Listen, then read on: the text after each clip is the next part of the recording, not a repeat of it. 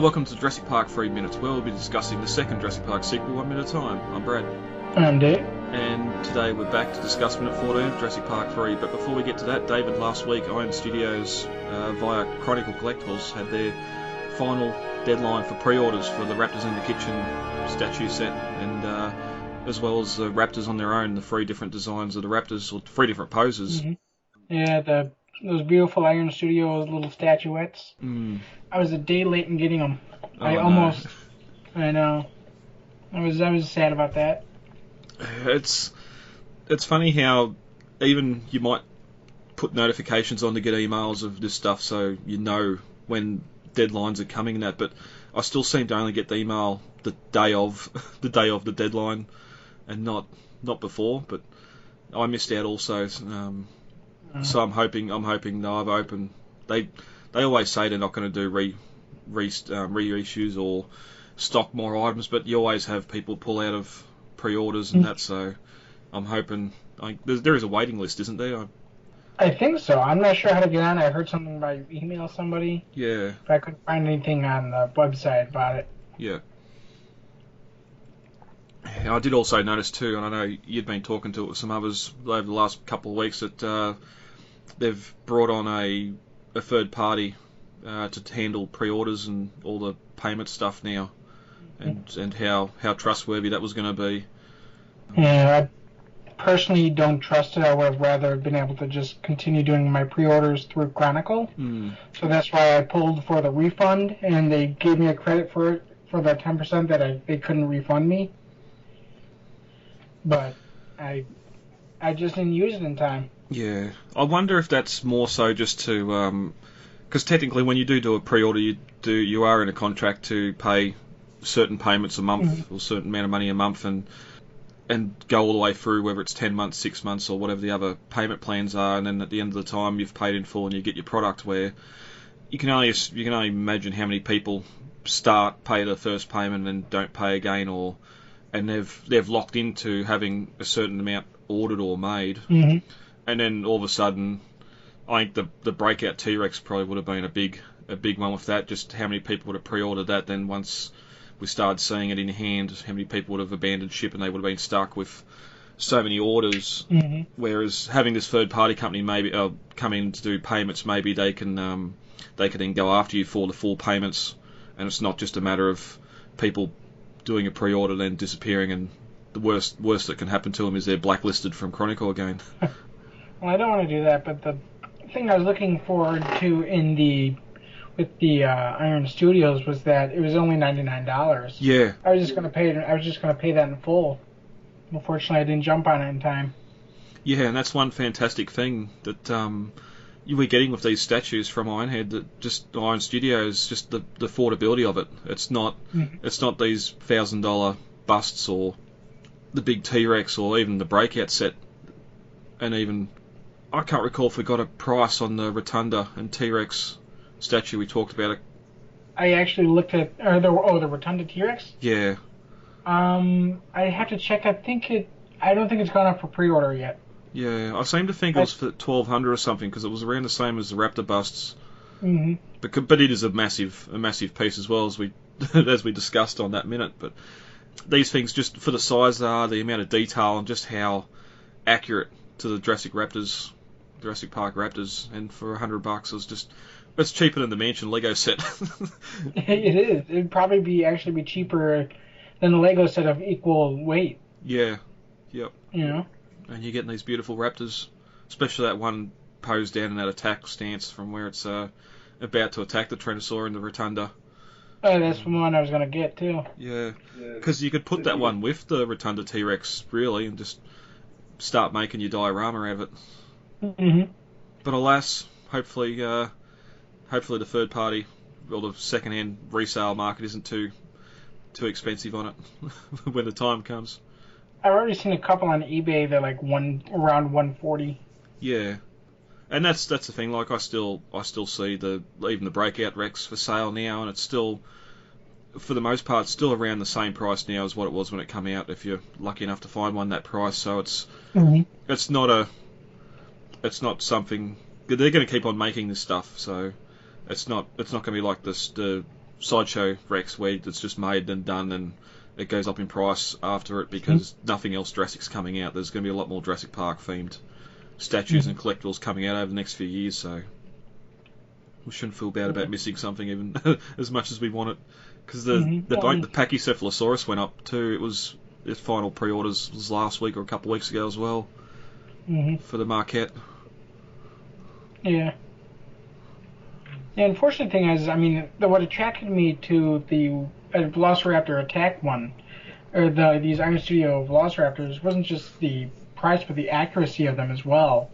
And they just looked so good, and they were a pretty decent size, and for the price that they were, it was at a very attractive offer. And I'm actually kind of hoping out now that I'm not going to just go and spend my my credit with on any old thing. I'm kind of gonna see and hope maybe either Prime Studios or Iron Studios or Chronicle Collectibles comes out with a male T-Rex maquette of some sort. You know.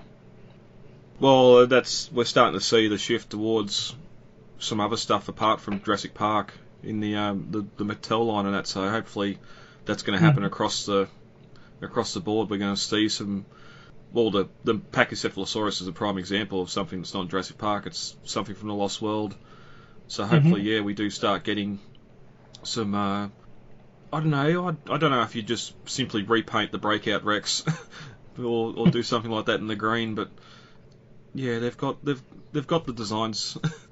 Well, the physical design is different between the male and the females. The male has like a bonier eye socket and a waddle on the neck, and the brow the nasal ridge is bigger. You know. Yeah. Yep.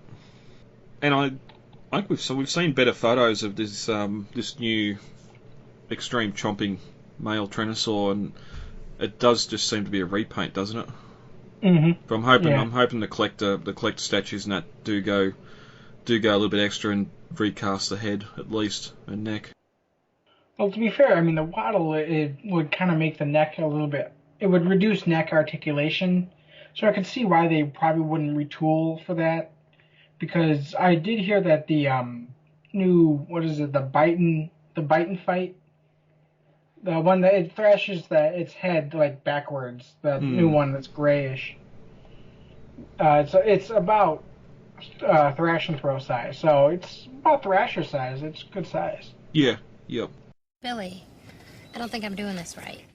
If he'd been with you, he'd be completely safe. You drive 5 miles under the speed limit, Paul. And I've totaled 3 cars in 3 years. Yeah, I suppose that's one more thing to quickly discuss. I was surprised that we've started getting legacy figures here, which... Oh, you guys have? Yeah, it's only the Dimorphodon, the Green Raptor. They come with the DNA or whatever that stuff is, but... Audi of all places, not proper toy stores. So they've also got the not the Fresh and Free, the other one, the Extreme Chomping Tyrannosaur, whatever that was, redone in the legacy packaging. So, and it's only $20, so I'm definitely going to go and pick a couple of them up. So it's just good to see some of that exclusive stuff, like your Walmart exclusives and that over there, starting to come out here, which is very strange. We never get any of that. It's all. If we want it, we got to get it online. A lot more expensive than what you get it at stores there. So, anything else on that you want to discuss before we get into today's minute? Not really. I think we've covered that pretty well. All right. As we entered minute 13 of Jurassic Park 3, Bill and Grant had arrived at the bar and had met the Kirbys and were about to sit down. As we open on minute 14, Mr. Kirby asks Alan, "Boys, what are you drinking?" And they order an ice pick from the waitress. At the 7-second mark, Paul begins with how much him and Amanda have admired his work for years, and Amanda says it's truly inspiring. Paul continues with how much Amanda and he love the outdoors, and names off a couple of the trips they've done, K2, the Nile, and the Galapagos Islands. At the 19-second mark, Amanda remarks that they've even got 2 tickets reserved on the first commercial space flight to the moon. At the 30-second mark, Paul says that they've chartered an aircraft to fly them over Isla Sorna, and that they want Grant to be their guide. Dumbfounded, Grant stammers that he's really busy, and he can recommend a couple of guys that are highly qualified. at the 54-second mark, Grant counters with you wouldn't be able to fly low enough to see anything of interest anyway. And as the minute ends, Amanda comes back with, well, you see, that's the interesting part. And this ends minute 14 of Jurassic Park 3. As we ended minute 13 last week, Billy and Alan had arrived at the bar and had met Amanda and Paul and were sitting down to order. As they do, Paul asks them, what are you drinking, boys? And they both order an ice pick, which, after Googling, it's a drink made up mainly of vodka, lemon, and either sugar or brewed tea, which doesn't really sound that appetising. Vodka and lemon maybe, but having brewed... I'm not a vodka person, so it doesn't really attract me in the first place. Yeah. Being sort of in Montana, maybe a little bit drier, arid regions, sort of lemon and vodka would be a good first quencher, but then you're adding all that sugar or tea to it. It just seems like an odd drink, and later on where we'd actually see the maid bring the drinks over, it does look exactly like the images on Google, so that's what they're after, an ice pick. Paul begins. First off, let me say, Amanda and I have admired your work for years, truly inspiring, and Amanda and I, well, we just love the outdoors. Heck, we've been on pretty much any adventure tour they can come up with, the Nile, Galapagos, and K2, which I don't think Nile cruising is as adventurous as what it once was. I can imagine it like the European, those massive half a kilometre or half a mile long boats that just tour the locks and the canals and the rivers.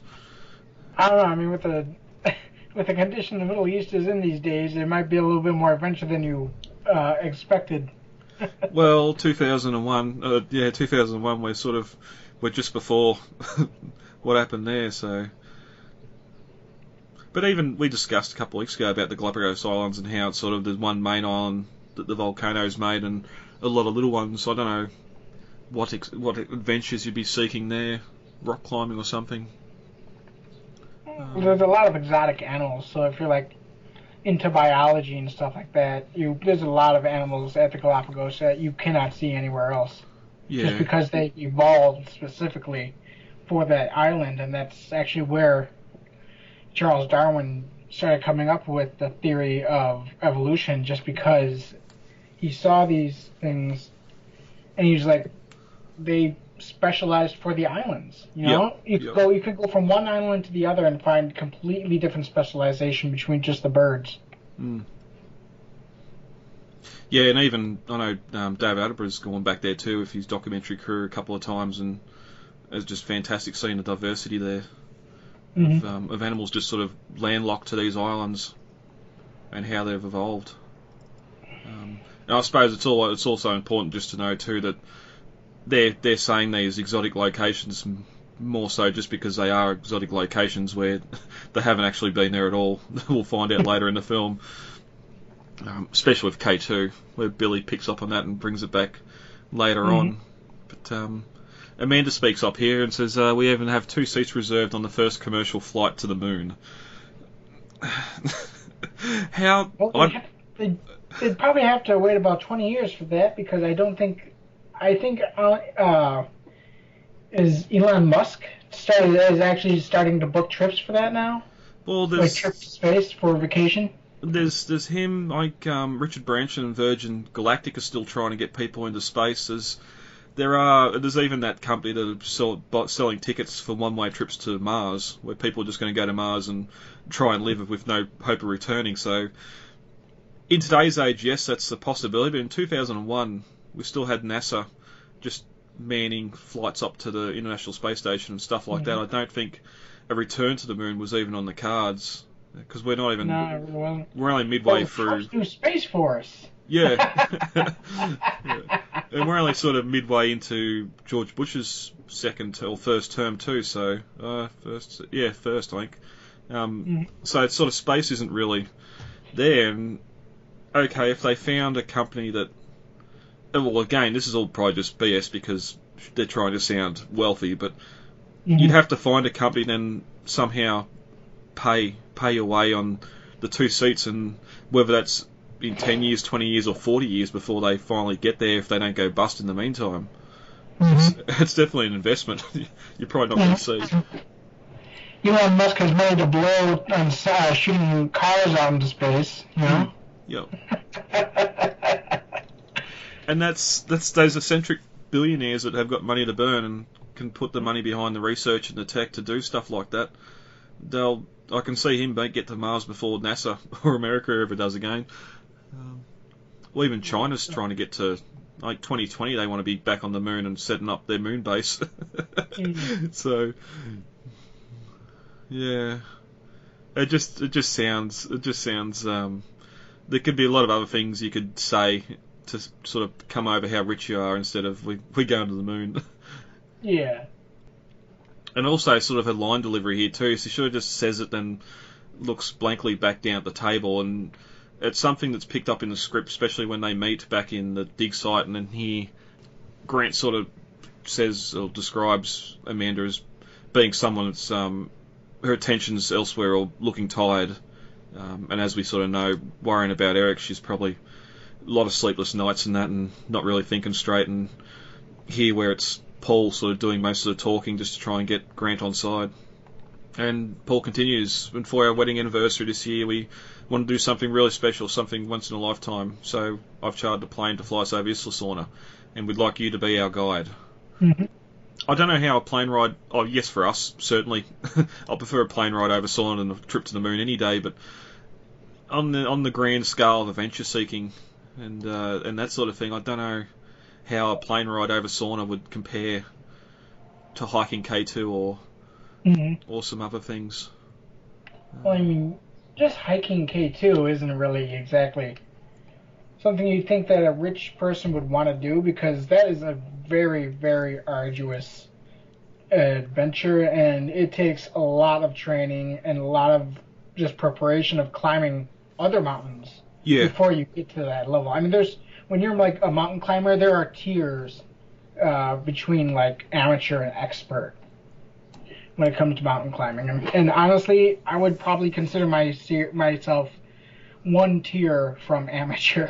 I mean, I've climbed mountains, but I don't think... I mean, I've seen what happens when people climb Everest, and if something goes wrong, it goes wrong, and there's no help coming. Yeah, well, that's the same here. Like, I can go out there, and we got a small mountain range behind the town here, and there's walking tracks up it, and you take your walking stick and go up it, and that's fine. There's no actual climbing of rocks or jumping crevasses or anything like that you've got to worry about. So I'd probably be at the novice end of the scale, but I prefer to drive up in my four-wheel drive, but that's a different story. You think, yeah, okay, well, if you've done K2, maybe Everest would be the next bucket item to do, but again, if they're that rich, then it'd be just Sherpas carrying them up on their seats or something, dragging them up the hill, and they're not actually doing any work.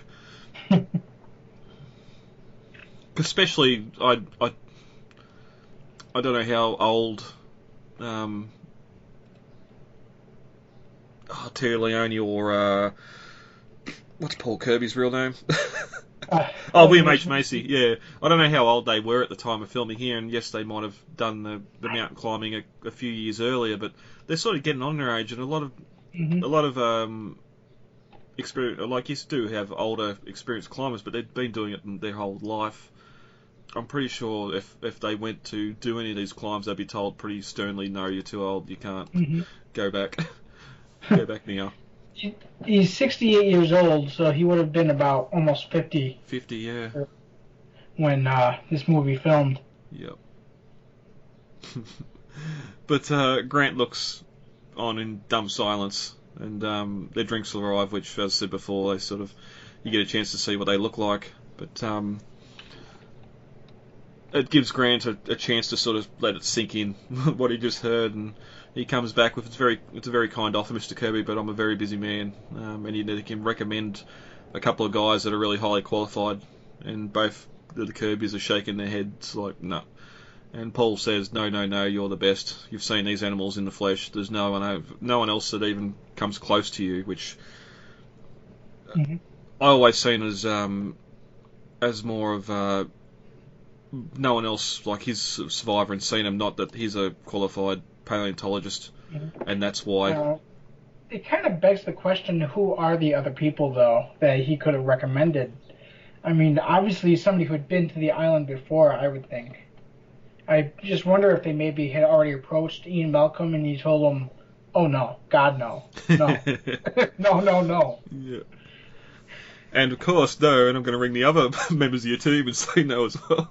And tell them not to go. Possibly, I was thinking maybe if they were able to contact him and if he wasn't in prison, Nick Van Owen, possibly. Doubt Roland would want anything to ever do with it again. Sarah in the same boat as Ian. You know? Yeah, but then because of the way he worded his response here, we're thinking of other characters from the previous films who could be a guide more so because they've been to the island. Now, Grant never lets on or says anything here that he hasn't even been to that island before, and that's brought up later on where it's a misinformation there or misunderstanding there. So in the shooting script, he actually says, I can recommend a couple of other paleontologists that are really highly qualified. So they've cut the word paleontologist from the script or from the film. I don't know if that's just to cut it down a little bit. There's a lot more sort of added here as well, and that's not filmed as well. So he could have some, and of course, I'm sure other paleontologists would jump over Grant to get to the island, even if it's... I'm sure they'd relish the option, but as Willie Macy brings up here, he's the only one who's seen him in the flesh. Yep. And to be fair, besides Ellie Sattler, he would be right. Yeah. Because Bert is dead. Yeah, but then there's sort of the other thing too. If you're going to look, well, they're solely here because they think Grant's been to the island and can handle being on the ground with the animals. I'm sure there's some inept InGen workforce that were there when the Rex was lifted off that have been on the island as well that would probably do it for a lot cheaper. Mm-hmm. But they've come to Grant because of their nefarious motives. Grant ponders for the thought for a moment and replies, "You wouldn't be able to fly low enough to see anything of real interest anyway." And as the minute ends, Amanda's encourage him. Well, that's the interesting part, and we'll get into what the interesting part is next minute. But over in the script and novel comparisons, the only real difference in the script is Alan's response to Paul. Oh, they can fly over sauna, and he says, "I'm flattered, but I've taken this little adventure tour, and with the air restrictions you've imposed after the incident in San Diego, you can't fly low enough to see anything of interest." So, which I do like here that in the script that they do bring up San Diego again, you know, because that was kind of a very big deal. It was a big turning point in the franchise. Yeah. Yep. Yeah, well, it sort of took this something that happened in secret and made it world knowledge. Exactly. And we've sort of discussed before about just how much that incident sort of shaped the world, and moving on from there, the whole paleontology thing where you've got live animals there, genetically engineered or not. And we've sort of already seen that in the first bit of the film. Of course, besides Grant, who obviously seems to want to be completely done with dinosaurs that aren't rock, I'm sure there's paleontologists lined up who'd love to see these animals interacting in the wild, in the flesh, you know? Yeah. Yep. And it's sort of weird, maybe, okay, it's 2001, if it was sort of 2015, 2000, or now, when The Lost World took place, you'd think even having some sort of live video feed from the island, airdropping in remote cameras or something like that, where there's absolutely no danger after they've been set up, and go. Like the radio frequency that had the video feeds in the second novel. Yeah, yep. And they Richard Levine, while he's there, specifically sort of jerry rigs the